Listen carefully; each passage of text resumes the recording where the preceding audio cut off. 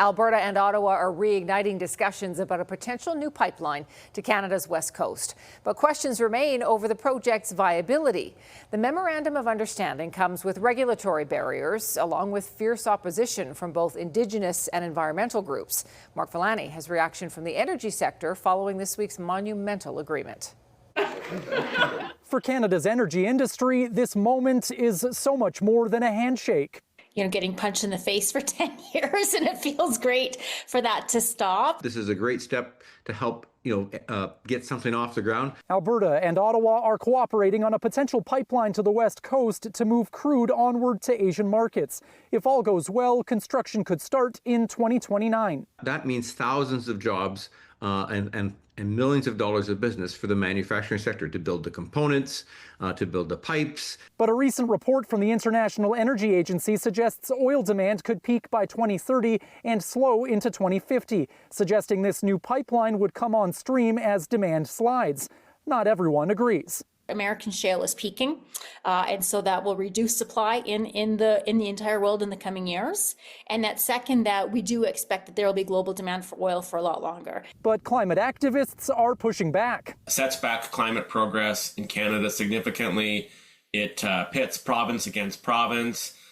It's a blow to reconciliation. The pipeline also comes with conditions, including Indigenous co-ownership, collaboration with BC, a new carbon pricing agreement, and the Pathways carbon capture project moving forward. It's prompting cautious optimism and the need for a better regulatory framework. And actuality in what does the regulatory framework look like moving forward for investment to come back and confidence to come back for a proponent to step up. Three major energy companies, Enbridge, Southbow, and Trans Mountain, are part of a technical advisory committee on pipelines, but none have confirmed involvement in this project.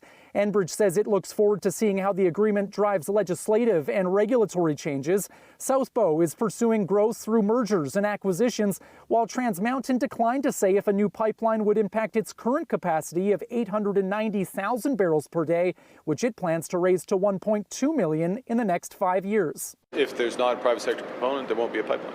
A comment some take as a positive sign. I don't think they would put that in there if they didn't think that that woman step up but the conditions are right. And Mark joins us from McDougall Centre tonight. Mark, speaking of private investment for this pipeline, some financial experts are already casting a bit of doubt.